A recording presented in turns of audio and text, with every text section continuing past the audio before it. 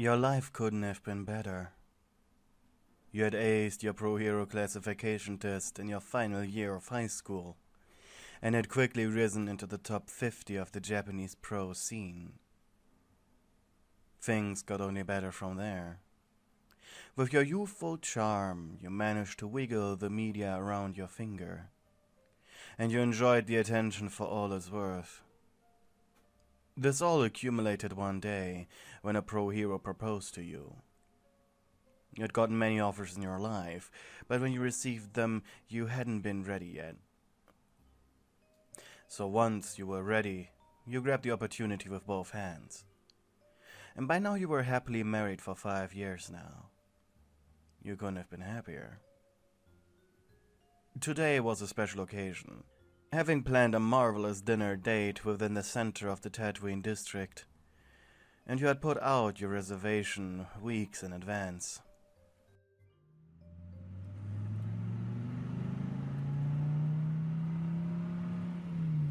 You were giddy, bouncing up and down in the limousine, until your husband took your hand to calm you down. He joked about how childishly excited you were for what he thought would be a normal candlelight dinner in a fancy pants restaurant. If only he knew the reason for this. Should you tell him now, or maybe later? Your husband, Bakugou Katsuki, graciously opened the door for you. "Milady," he said. Who would have thought that the pro known for his shouting and anger issues could be such a gentleman? Plus, there were certain perks only you seemed to enjoy. For one, Bakugou had tunnel vision. Whenever he allowed himself to focus on something, he hyper-focused. This was something you had learned in the very early years of your relationship, through a very interesting string of events. At first he seemed really distant, then suddenly really affectionate, then back to distant.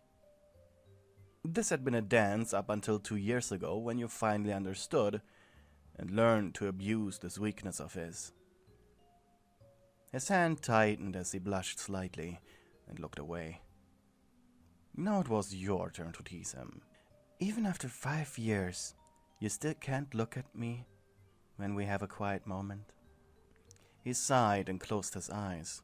"I just can't believe I'm so lucky to have you." In response, you leaned against his shoulder.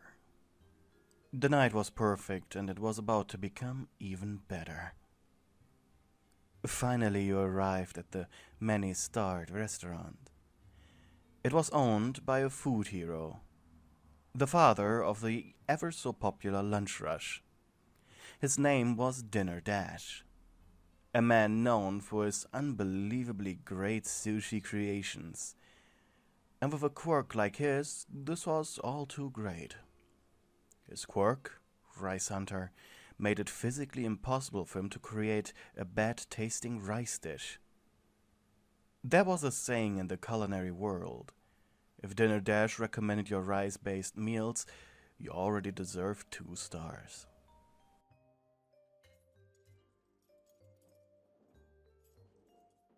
After taking your seats and ordering your appetizers, Bakugou finally spoke up. Knowing what would happen if he were to act overly emotional in this place, he did his best to stay quiet. "Why are we doing this?" It sounded accusatory, but it wasn't. "I'm celebrating a special occasion." You were smiling, too, from ear to ear, in fact. He sighed and then scowled. "Have I forgotten your birthday again?" You shook your head. Your birthday was in 2 months, actually. With a warm feeling, you leaned forward, placed your elbows on the table, and rested your head on your hands. "Try another," he chuckled. "Why are you making this a game?" You shrugged. "Maybe I just want to see you suffer." You giggled quietly. "Or maybe I just want to see how much common sense you have, Mr. Soon I'll be number 1. He leaned slightly back in his chair, head turning red from suppressing a playful insult in your direction. Okay then. Still, though, a feeling of warmth and happiness overcame him. No matter what it was, you always made him feel like he was the king of the world. Suddenly a waiter appeared next to you. He looked unbelievably professional. Ice cold sake for the gentleman, he said, and set down a small ceramic kettle and a small cup. And a non-alcoholic iced tea for the lady. He set a glass next to your still empty plate.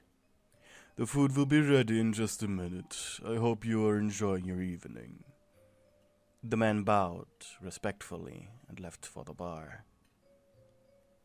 I think I've never seen you drink something non-alcoholic, your husband said jokingly, as he took a quick nibble at your sugary drink. Well, I'm trying something new, you said jokingly, and blushed. The iced tea tasted fantastic, like anything you had drank before. Bakugou, on the other hand, was determined to find out why you organized this. Yet each time you replied with a hearty no. Trying to throw you off, he interjected with a question. By the way, how's your life doing? It was super effective. It had thrown you out of your mild, smug thought process. You stuttered. I'm actually requesting leave. He raised an eyebrow. What? He had unintentionally barked. Both of you immediately blushed and looked around the table. Luckily, no one was offended. Yet, if he kept doing this, who knows what would happen. Maybe this wasn't a good idea after all. Yet you understood why it gave him such an emotional outburst. The only time you had ever taken off was when he was really sick, to the point where you thought he'd die. Bakugou needed comfort. Comfort you had been willing to give. After all, you loved him. He blinked. Wait, are you taking leave because of this, the undescribed thing? You blushed and then smiled. Yes, you said quietly. After all those years, he said happily. You finally want to make a vacation. Ha, great. How does America sound? A real road trip. You made a noise similar to a squeak. This was not the reason. Problem was that he took your noise as confirmation. Ah, he said and leaned back in his chair. I can't wait. I always want to take a road trip with you through the American countryside. People make fun of the Americans for the death of the American dream, but hey, they've been getting steadily rebuilding with the help of the Germans. He laughed. Did you already order the tickets? Your lips quivered. Now that he was so dead set on this, it would feel wrong to say no. Excuse me for a minute, you said with an embarrassed squeak. Quickly, you rushed into the bathroom. There was only one person who would help you out of this. You hid in one of the stalls and quickly typed up a number on your phone.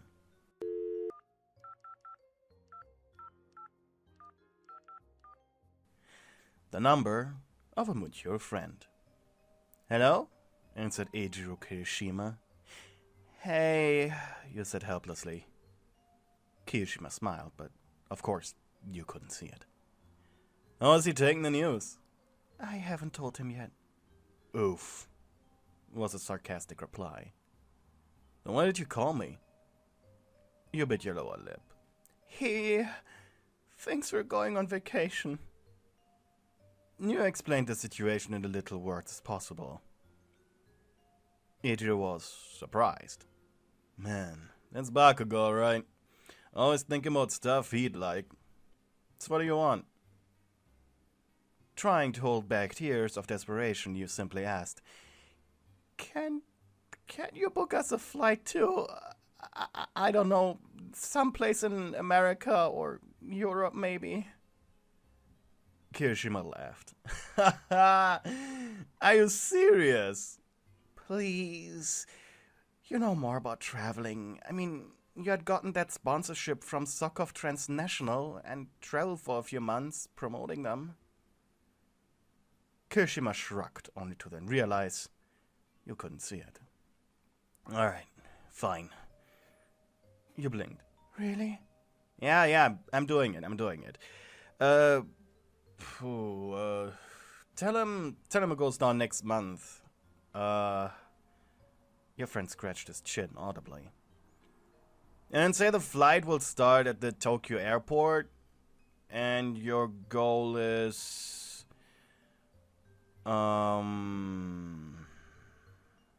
He tapped his foot on the ground. Oh, I know. The perfect place. He made a dramatic pause. You two will do a road trip through the English countryside. It's pretty calm, so it won't affect you negatively, and still a road trip, so you'll enjoy it regardless. You sighed in relief. Oh, thank you. You're a lifesaver. Just one more question, he said before you could hang up. You think he'd even let you go? After he hears the news, I mean. That's fine. I'm still early. Kirishima nodded. Okay then. Talk to you later. With a coquette smile, you returned to your table. By now the appetizer in form of miso soup had arrived. Welcome back. I ordered the salmon sushi for you. The salmon was your favorite, so I actually did listen. Yeah, small emergency. You sighed. So, where are we going? He said after both of you had taken a few spoonfuls of the delicious miso soup. Next month we drive to Tokyo Airport and the goal is England.